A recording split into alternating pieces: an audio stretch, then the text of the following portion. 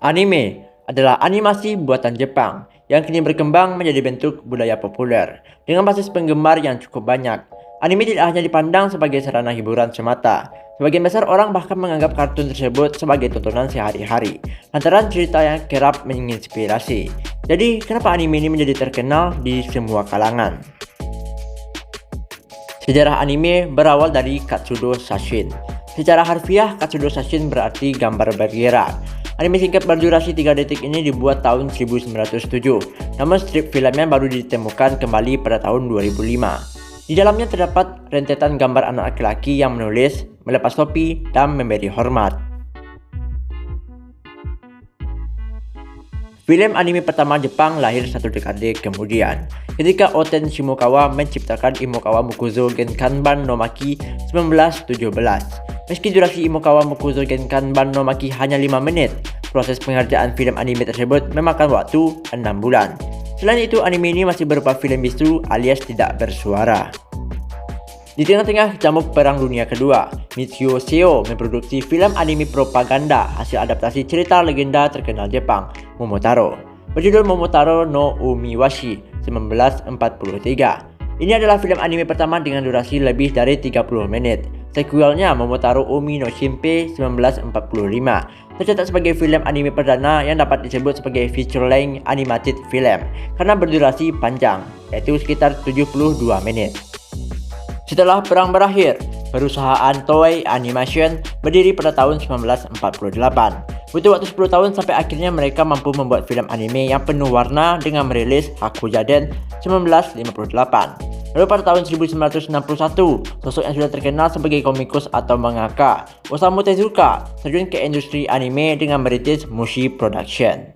Tezuka inilah yang mengubah industri anime ketika karya yang dibuat berdasarkan manga ciptaannya, Astro Boy, tayang di televisi pada tahun 1963. Serial ini membuka jalan menuju ketenaran untuk anime.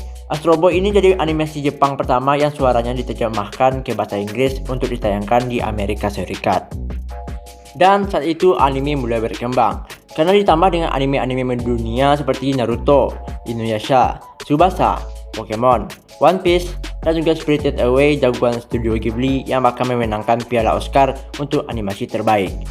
Nah, bagaimana untuk di Indonesia? Pada sekitar 1970, TVRI, satu-satunya stasiun televisi Indonesia pada saat itu, menayangkan anime berjudul Wanpaku Omukashi Komkom.